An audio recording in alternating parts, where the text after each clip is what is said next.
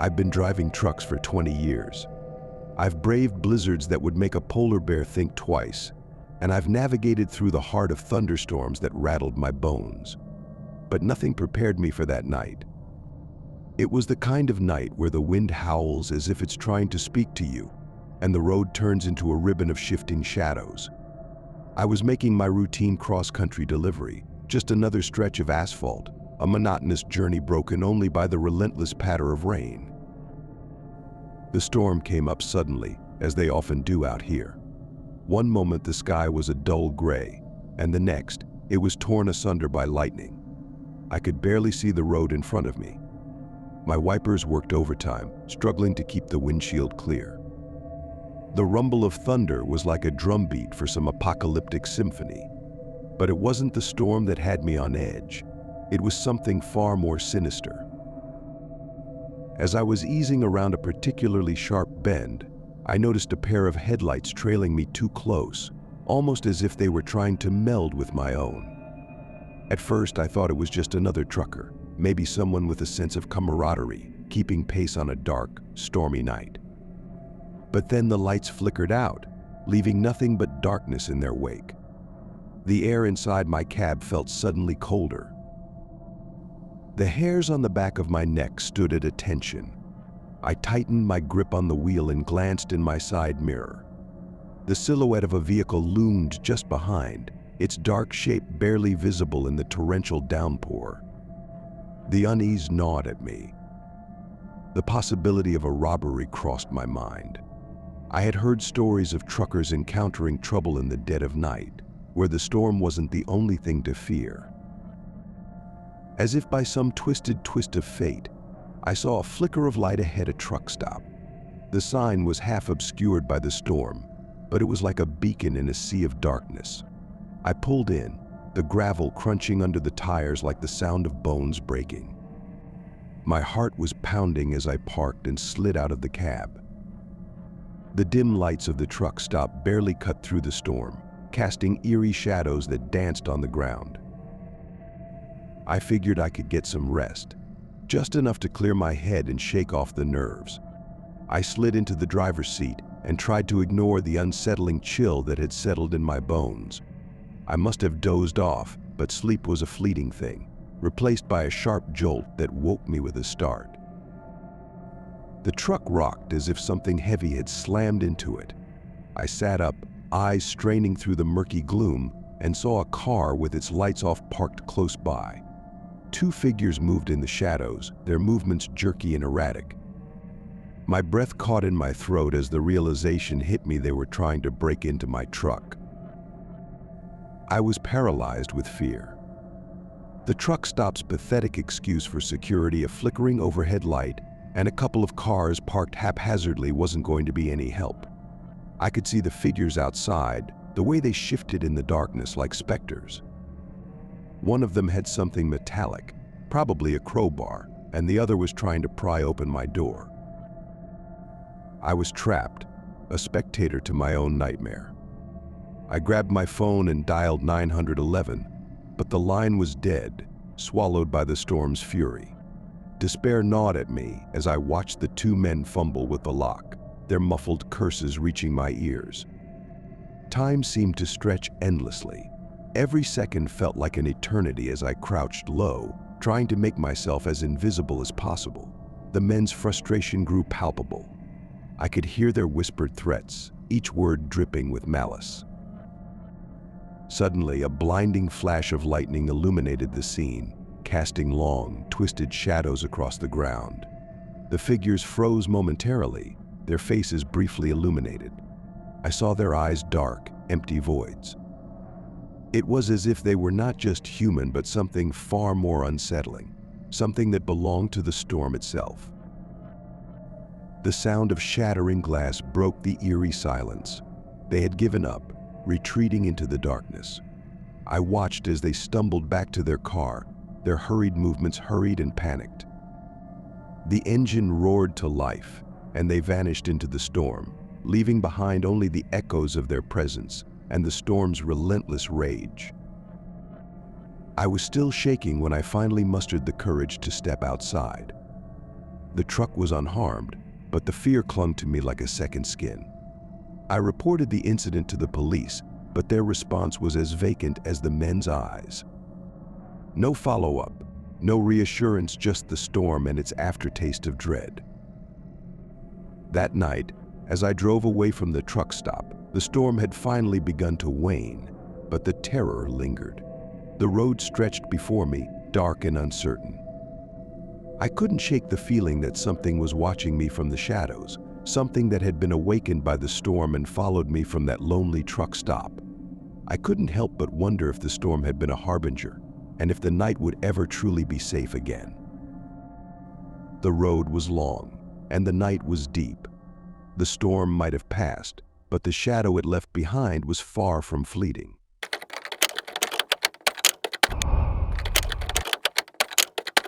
I've driven every imaginable route during my college years through fog, rain, and the indifferent scrawl of neon lights against the night sky. My nights were long, often stretching from the humid embrace of evening to the chilly silence of dawn. In an Uber driver by day and a student by night, I thought I had seen it all. But one night changed everything, a night that twisted and turned into something more sinister than anything I'd ever anticipated. It started like any other shift. I was making my way through the back streets, dodging potholes and watching the way the streetlights flickered with an almost conspiratorial rhythm. The dashboard clock ticked steadily, and the low hum of the engine was a constant companion. Then, I got the ping. The pickup location was on the edge of town, in a part of the city that was barely lit, a stretch of road where the shadows seemed to merge and writhe. I'd been out here enough times to know this was not the place for casual late-night strolls. My phone buzzed with the details of a name I didn't recognize, a pickup point near an old, abandoned warehouse. When I arrived, I saw him waiting under a dim street lamp. The light cast eerie shadows on his face, creating a mask of sharp angles and hollow eyes. He looked out of place, like a relic of some forgotten nightmare. Nervous, he shuffled into the back seat, and the moment he closed the door, a chill seemed to settle in the car. "Where do?" I asked, trying to keep my tone light. But something about him unsettled me. He was fidgeting, shifting in his seat as though he was too large for it. His eyes darted around, never settling on one spot. "Just drive," he said, his voice an unsettling rasp. "Anywhere, just away from here." I tried to make conversation, anything to break the oppressive silence. "Long night." He didn't respond, just kept staring out the window, his reflection blending with the darkness outside. I followed the route he'd given me, which led us further away from the city lights, deeper into isolation. The street lights became fewer, their glow barely a flicker against the encroaching darkness. Then, just when I thought the night couldn't get any stranger, he moved. His hand shot out, reaching for my phone, which I had placed on the passenger seat. I barely had time to react before his fingers brushed against it, cold and clammy. Panic surged through me. I yanked my phone away, trying to keep it out of his grasp. "What the hell are you doing?" I shouted, my voice cracking with fear. He didn't answer, only lunged at me. The car swerved dangerously as I struggled to push him back, my heart pounding so loudly it felt like it might burst from my chest. My mind raced. This was no longer just a ride, it had become a nightmare. I managed to shove him away, swerving onto the shoulder of the road, the gravel crunching under the tires. My hands trembled as I reached for my phone to call for help. I could see him in the rearview mirror now, his face a mask of frustration and fury, his eyes dark holes of desperation. With shaking fingers, I dialed 911. The dispatcher's calm voice was a lifeline, a beacon in the crushing terror. I explained the situation as best as I could, my voice barely more than a whisper. "I need police assistance immediately," I said, trying to keep my voice steady. "There's a man trying to attack me." The dispatcher promised help was on the way, but as I looked back, the man was already making his way to the front seat, his movements frantic. He grabbed at the steering wheel, and I had to jerk it out of his reach, my nerves fraying at the edges. When the sirens finally wailed in the distance, they seemed to cut through the night like a blade. The man's demeanor shifted from aggression to resignation. He slumped back in his seat, as though the sound of approaching help had drained him of his will. The police arrived shortly, their flashing lights painting the darkness in staccato bursts of red and blue. As they apprehended him, I watched from the safety of the patrol car, my heart still racing. The man was handcuffed and led away, his eyes never meeting mine. I could still see the unsettling look he had given me, like a shadow that refuses to fade even after the lights come on. It took me a long time to calm down, the adrenaline still coursing through my veins long after the police had gone. I tried to shake off the unease that had settled over me like a shroud, but I knew that night had changed something fundamental. From then on, the dark streets and isolated routes held a new kind of dread for me, a reminder of how thin the veneer of normalcy really is. As I drove through the night, the shadows seemed to whisper secrets I could never quite understand, and the memory of that ride home lingered like a ghost, always just out of sight but never truly gone.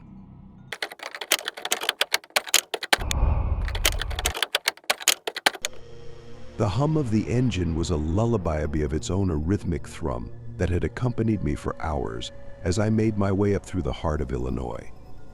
The load in the back was innocuous enough, a shipment of machinery destined for a warehouse in Michigan. Yet, despite the mundane nature of my cargo, the night was anything but ordinary. It was past midnight, and the moon hung low and heavy in the sky, a ghostly lantern casting pallid shadows over the rural expanse. The truck's headlights sliced through the darkness, revealing stretches of farmland and dense woods, undisturbed by the intrusion of man. The air was thick with the scent of damp earth and the promise of rain. Then came the anomaly: a pair of vehicles sprawled across the road like forsaken sentinels, their hazard lights blinking in a rhythm that was almost hypnotic. I'd been driving this route for years, and such an obstruction was rare, but the real oddity was the way they were positioned. It was almost as if they had been placed deliberately, as if some unseen hand had set up a diabolical chessboard. I slowed to a crawl, squinting through the fogged windshield. The first car was a battered old sedan, its paint chipped and faded. The second was a pickup truck, its bed laden with an assortment of unidentifiable tools and debris. Both vehicles were eerily empty, their doors ajar as if their occupants had fled in haste. I eased the truck to a stop, my instincts tingling with unease. Stepping out into the damp, cool air, I approached the sedan first. The night was alive with the sound of crickets and the occasional rustle of wind through the trees, but otherwise, there was an oppressive silence that made my heart pound against my ribs. As I reached the sedan, I noticed something unsettling. The interior was cluttered with fast food wrappers and soda cans, a half-eaten sandwich lying on the passenger seat. The presence of these mundane objects seemed oddly out of place, a jarring reminder of normalcy in a setting that was anything but. I moved to the pickup truck next, my boots crunching on the gravel. The truck's bed was cluttered with tools, some rusty and old, others new and glinting menacingly in the faint light. I didn't like the look of it, but I knew I had to clear the path. With a groan of effort, I maneuvered the truck, managing to push the sedan aside just enough to make room for my own. That's when I saw them figures emerging from the tree line. At first, they were nothing more than vague silhouettes, their forms shifting and wavering in the low light. I squinted, trying to make sense of their movement, but the sight was enough to set my nerves on edge. There were too many to count, and their approach was swift and deliberate. Adrenaline surged through me as I scrambled back into the truck. My heart raced, pounding in my ears louder than the engine. I threw the gear shift into reverse, my hands trembling as I maneuvered the truck away from the looming figures. I could hear their footsteps growing louder, the crunch of gravel underfoot sending a shiver down my spine. With a final glance in the rearview mirror, I saw them running after me, their forms gradually fading into the distance as I sped away. The road seemed to stretch endlessly before me, a dark ribbon leading me to safety, or so I hoped. I reached the nearest town in a state of near panic, pulling up to the local police station with a screech of tires. I burst inside, breathless and disheveled, and relayed my story to the officers on duty. They listened with varying degrees of skepticism, their faces masks of polite interest. "Probably just some kids messing around," one officer suggested, though his eyes betrayed a flicker of concern. "We'll send a patrol to check it out." But I knew better. Something about those figures, something about the way they had emerged from the darkness felt wrong.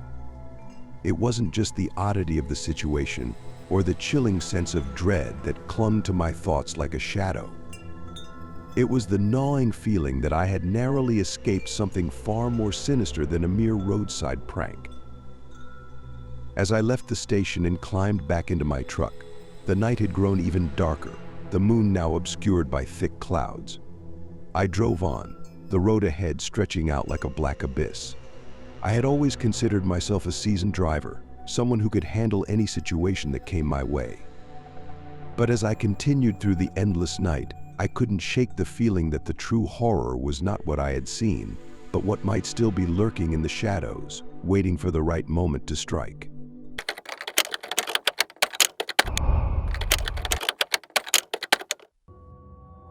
It was a night that seemed to crawl out of the very bones of the world, dark, oppressive, and unyielding.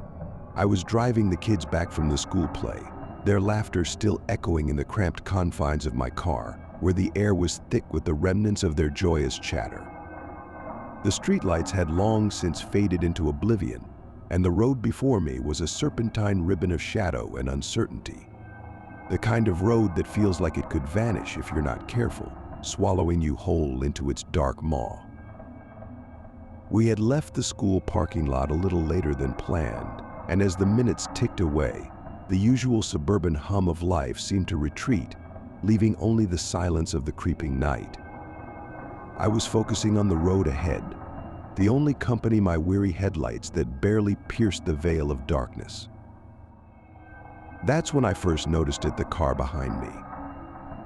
At first, I dismissed it as a figment of my tired mind, a mere coincidence that it was following so closely. But as I took a turn onto a particularly narrow stretch, I couldn't shake the creeping sensation that something was amiss. The car seemed to be glued to my rear bumper, a shadowy presence that refused to dissipate. I tried to tell myself it was nothing, a fellow driver lost in the dark, but the uneasy sensation in my gut told a different story. The car's headlights were almost too bright, glaring through my rearview mirror, like the eyes of a predator sizing up its prey. My heart began to race, an unwelcome companion to the tightness in my chest. Then, without warning, the car's high beams flashed repeatedly, and I saw the silhouette of the driver through the mirror. He wasn't just tailgating, he was practically trying to drive up my tailpipe. My nerves were on edge as I glanced over my shoulder, catching a glimpse of a face that seemed more like a mask of malevolence than an actual person. Desperate to shake off this shadow, I took a sharp right turn onto a side street. The narrow lane twisted and turned, the darkness enveloping us like a shroud. I could hear the rumble of the car behind me, growing louder with every second. I gripped the wheel tighter, trying to keep my breathing steady. The kids, blissfully unaware of the growing tension, were chattering about their favorite parts of the play. I forced a smile, hoping it would keep them calm, but every laugh seemed to echo in my ears like a warning. I needed help fast. I spotted a faint light in the distance, a house with its porch light on. It wasn't much, but it was enough. With a sense of grim determination, I steered the car towards the house, the headlights of the pursuing vehicle still glued to my rearview mirror. The car's engine roared like an angry beast, its presence an unrelenting threat. I skidded to a halt in front of the house, slamming the gear into park and throwing open the door. I rushed to the front door, my knuckles white from the grip on my keys. I pounded on the door, heart hammering in my chest, praying someone was home. A grizzled man in his 60s, his face lined with years of hard living, answered the door. He took one look at me and the terror in my eyes and stepped aside, motioning me in with a nod. I quickly explained the situation, my voice trembling. He nodded and picked up the phone, dialing 911 with a grim expression. The police arrived within minutes, their sirens cutting through the night like a beacon of hope. I watched through the window as they surrounded the menacing car, their flashlights slicing through the darkness. My hands were still shaking, but I managed to keep the kids calm, telling them it was just a minor problem that was now being handled. It wasn't long before the police brought the man to the door. His face was gaunt, his eyes hollow and dark, and there was a palpable sense of menace about him. The officers explained that he was the ex-husband of the children's mother, someone we had been warned about. He had a restraining order against him for previous incidents, and his presence here was a stark violation of that order. The realization hit me like a ton of bricks. The reason for his relentless pursuit, the reason he had been so determined to follow us, it was all tied to a past I had barely known about. The police assured me that he would be taken into custody and that the danger had passed. But as I drove the kids home later, the night felt different. The darkness seemed thicker, the road longer. I couldn't shake the feeling that the shadows were waiting, patient and hungry. The memory of that car, its headlights glaring like the eyes of a predator, would linger in my mind like a bad dream that refuses to fade. The night was still and silent as I pulled into my driveway, but I knew that I would never again look at the dark road behind me without a shiver of apprehension. Some shadows, it seemed, were darker than others.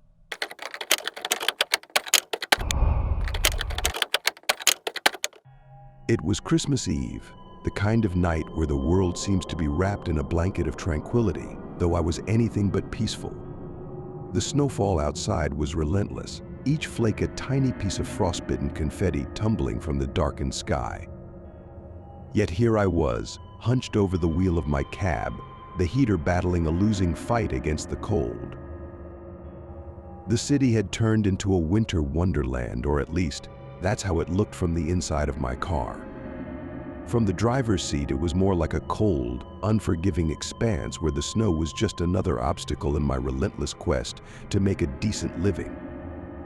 I was raking in good money tonight, but that was only because the conditions were so bad that everyone who could afford it was willing to pay a premium to stay off the icy roads. My shift had already stretched past midnight, the kind of shift that makes your bones ache and your patience wear thin.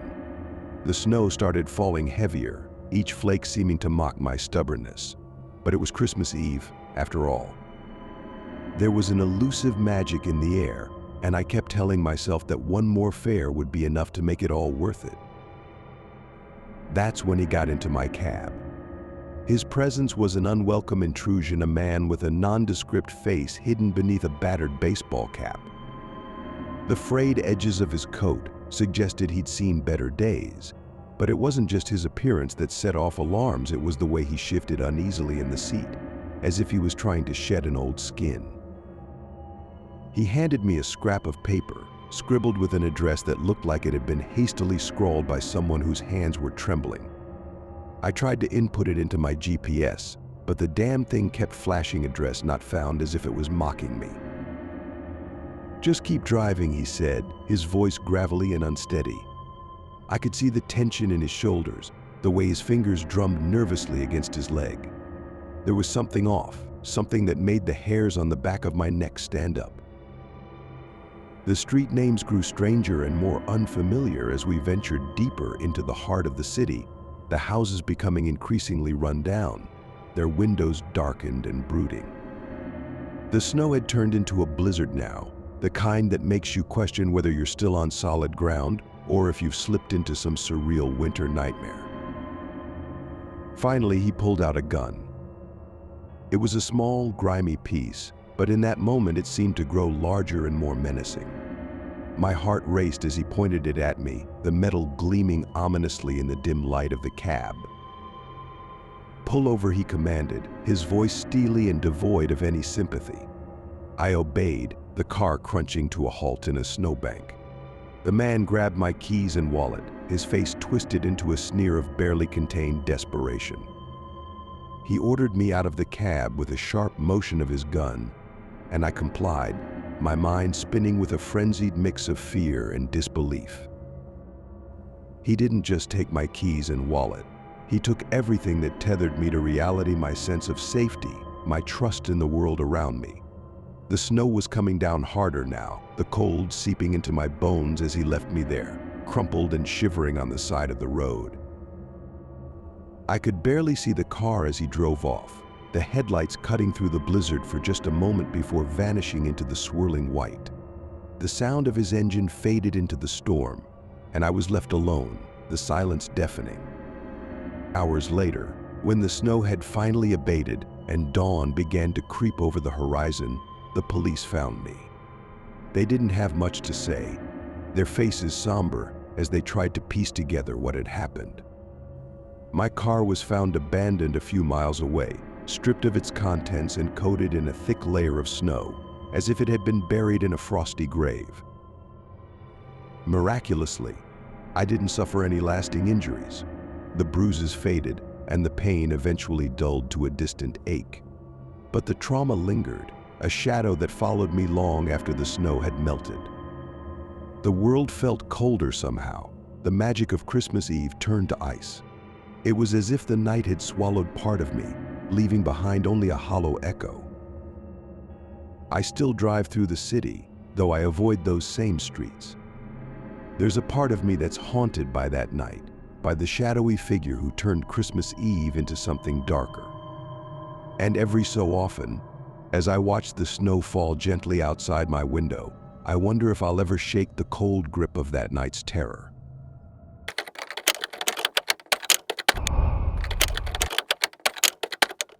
I never trusted snowstorms. There's something about the way the world turns into a monochrome blur, where even the most familiar roads become treacherous mazes. That night was no different. The snowflakes drifted down in a lazy dance, settling on my windshield like a curse. The heater in my old delivery van wheezed, trying its best to combat the icy fingers of the winter wind that seemed to slip through every crack in the vehicle. I was trudging along Frostbite Road, a name that seemed more fitting than usual on this frigid evening, delivering a package to a remote house nestled deep in the woods. The only light came from my headlights, slicing through the snow like a dull knife. The radio, once my reliable companion, had succumbed to static hours ago.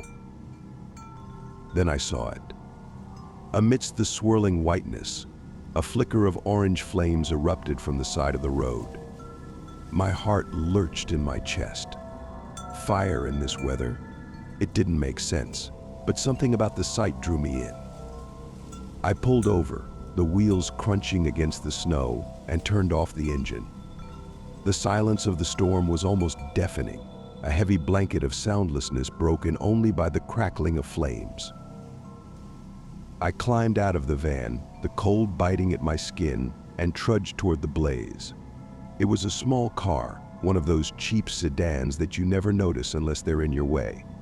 Now, it was a blazing inferno, its metallic frame warped and twisted by the heat.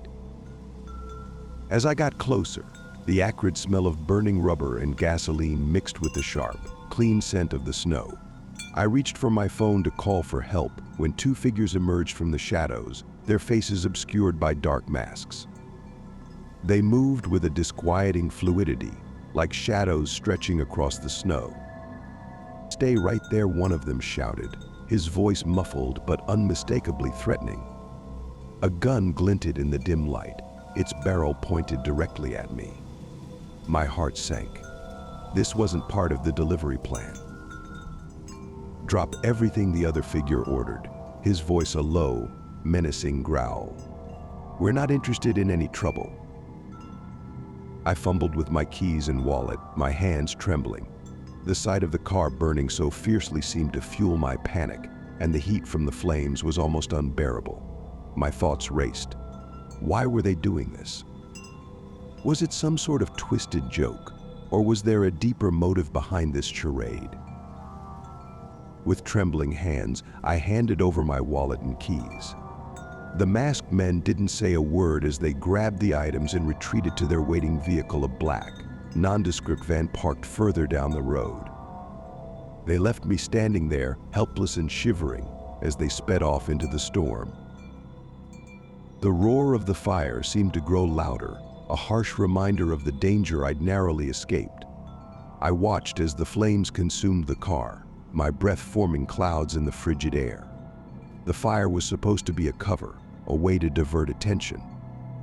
I could almost see it now, the plan coming together in my mind, a deliberate distraction, the car a burning beacon to divert anyone who might have been on their trail. I hurried back to my van, the cold creeping into my bones, and drove away from the inferno, my mind whirling with confusion and dread. The snowstorm had grown fiercer, the visibility almost zero. My headlights cut through the storm like a dull knife, barely making a dent in the oppressive darkness. I knew, even as I drove away, that the fire had been a signal, a desperate, chaotic attempt to hide something more sinister. But what? The night seemed to close in around me, the snowflakes dancing in the headlights like frozen ghosts. I drove on, the roar of the flames still echoing in my ears, the image of the burning car etched into my mind. In the following days, the news would tell of a robbery gone wrong, the car fire deemed accidental. They would say it was an ordinary crime, a small blip in the never-ending stream of criminal activity. But I knew better. I had seen the fear in their eyes, the desperation that drove them to such extremes, and the fire they had set it deliberately, a calculated move to cover their tracks. As I lay in bed that night, the images of the burning car and the masked men haunted my dreams. The snowstorm had passed, but the chill remained, a reminder of the darkness that lurked just beyond the edge of the world. The fire on Frostbite Road wasn't just a blaze, it was a signal, a prelude to something far more unsettling. And as I drifted off to sleep, I knew that the night's events had irrevocably changed me, leaving behind a lingering, cold fear that would never quite go away.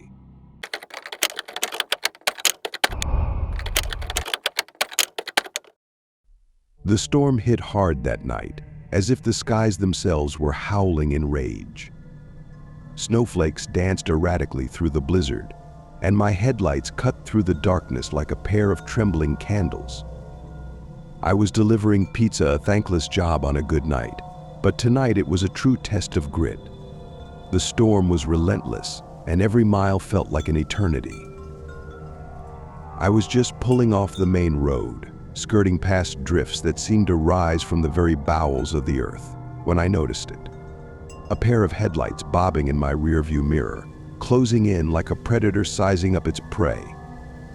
The car was a dark, hulking shape that seemed out of place in the snowstorm, but that wasn't the strangest thing. What was unnerving was the way it followed me so closely, its presence almost palpable in the freezing air. My grip tightened on the steering wheel as I tried to ignore the growing knot of unease in my stomach.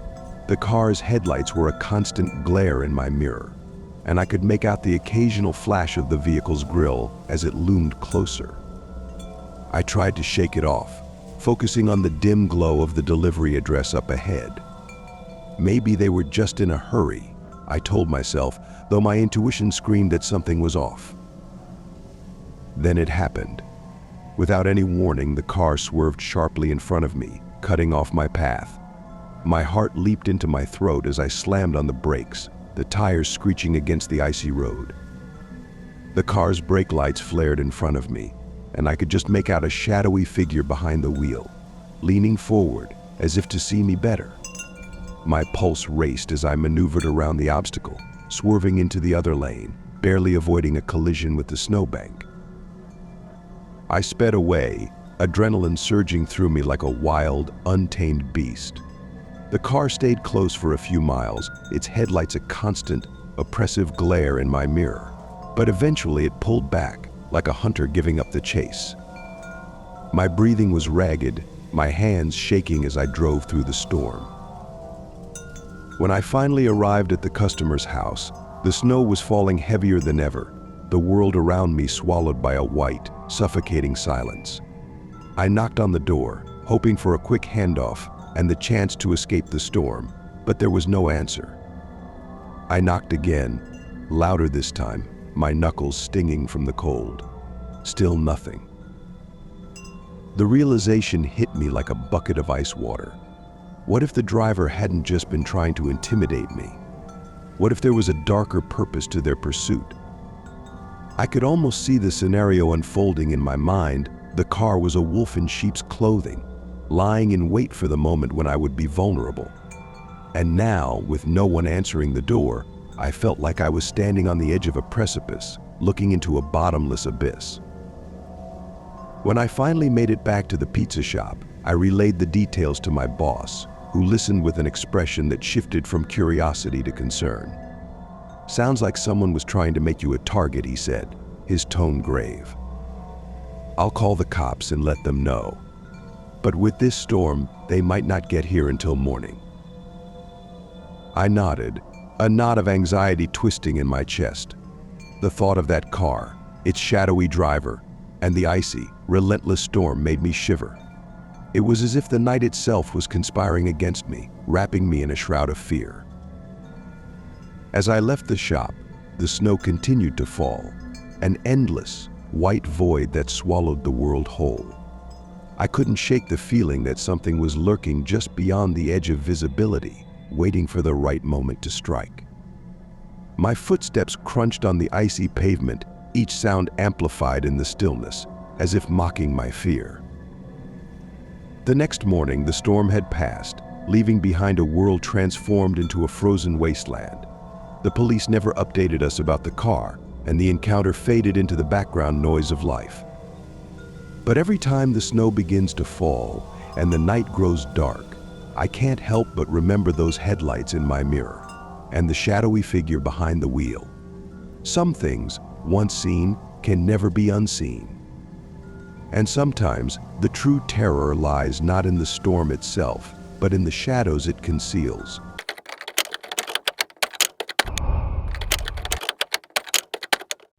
It was one of those perfect, starless nights that only come when you're young and reckless, the kind that seem to promise endless freedom. At 16, I was still testing the edges of my new independence, which meant that late-night drives were my favorite escape. My parents' car, a faded blue sedan with a few too many miles on it, had become my sanctuary, a vessel for the small rebellions of my teenage life. That Saturday night, the car and I had already made a pit stop at the 24-hour McDonald's. The golden arches glowed like a beacon in the darkness, and I'd ordered my usual a couple of greasy burgers and a large soda. As I sipped my drink and watched the world slip by through the windows, I felt a thrill. There was something exhilarating about driving through empty streets. My only company, the soft hum of the engine and the distant chatter of late-night radio. But that night, the thrill turned uneasy. I decided to take a back road to avoid the sluggish traffic that plagued the main routes. The road was narrow, flanked by dense woods that seemed to lean in, whispering secrets in the rustling of leaves. The headlights of my car pierced through the gloom, casting long, wavering shadows that danced along the edges of the road. It was then that I noticed a pair of headlights in my rearview mirror, flashing intermittently. At first, I thought it was just a case of someone in a hurry, maybe a car trying to signal for me to move over. But as the minutes ticked by, the headlights grew more insistent, their flashing taking on a frantic rhythm that made my heart pound in my chest. I glanced in my rearview mirror again, and that's when it happened. The other car wasn't just flashing its lights, it was closing in fast. The sharp jolt of impact threw me forward, my head slamming against the headrest as the car behind me rammed into my vehicle with a sickening crunch. Dazed, I struggled to regain my bearings, the world spinning around me. I pulled over to the side of the road, my hands trembling as I fumbled for my phone. Through the haze of adrenaline and fear, I watched as the other car came to a stop behind me. A man stepped out from the car, his silhouette outlined against the headlights. He walked toward me with a deliberate calmness that did nothing to ease the panic bubbling inside me. As he approached, I noticed he had a friendly demeanor, smiling widely as if we were old friends. He seemed to be in his late 30s, dressed in a crisp button-down shirt and slacks, his eyes gleaming with an unsettling brightness. "Hey there, are you okay?" he asked, his voice smooth and oddly soothing. "I'm so sorry about that. I didn't mean to scare you." I nodded numbly, trying to process the situation. "Yeah, I'm fine. Just a little shaken." He glanced at the damage to my car, then back at me, his smile never wavering. "Let me give you my insurance information. We can sort this out." My hands were still trembling as I reached for the paperwork he handed me. But then he added something an unsettling reminder that not all friendly faces are as they seem. Even now, years later, I can't drive down that back road without a shiver of fear. The memory of those headlights, flashing and closing in, and the man's too perfect smile linger like a shadow, a chilling reminder that sometimes the darkness hides more than just the absence of light.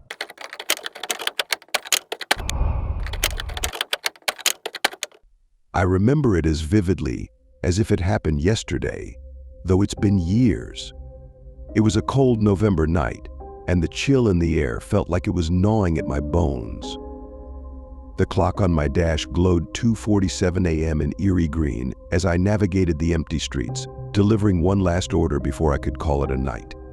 The world outside was shrouded in darkness, only occasionally punctuated by the flickering streetlights that seemed to stutter in the gloom. My route took me down Route 37, a stretch of road notorious for its desolation after sundown. Tonight it felt like a different kind of darkness was lurking, something that made the night feel heavier, like a thick, suffocating blanket pressing down on me. I was about to turn onto Maple Lane when I saw him, this man, huddled beside a battered blue pickup truck, waving frantically at me. His face was partially obscured by the brim of his hat and the shadows of the night, but I could make out enough to know he was desperate. His hands flailed like wind-tossed leaves as he shouted something about needing help with his vehicle. He looked wild-eyed, unkempt, like someone who had been lost for days rather than someone who'd just broken down. I could feel my heart racing in sync with the drumming of my fingers against the steering wheel. Every instinct screamed at me to avoid the man. The rules of safety, ingrained in me after years of working late hours, flashed through my mind. I pretended not to see him, turning my gaze away and accelerating past the scene. The echo of his calls seemed to follow me as I continued on my way, a disquieting reminder of the night's eerie solitude. I completed my delivery without incident, but as I was about to head back to the main road, I saw the blue pickup truck arced ominously near the customer's house.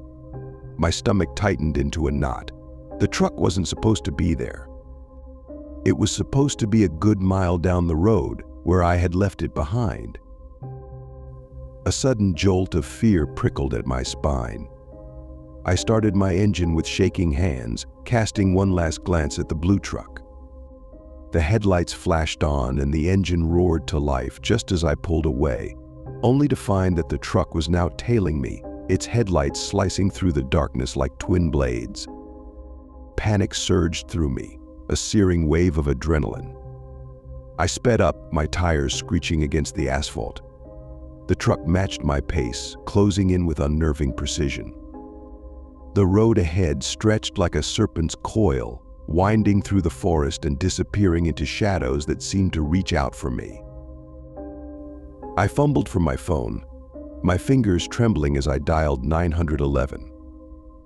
The dispatcher's voice crackled through the receiver, but I could barely make out the words over the roar of the engine and the pounding of my heart. I managed to blurt out my location and the desperate situation before the line went dead, swallowed by the chaotic noise of the chase. The truck was relentless. Each time I glanced in the rearview mirror, its headlights seemed to grow larger, its proximity more menacing.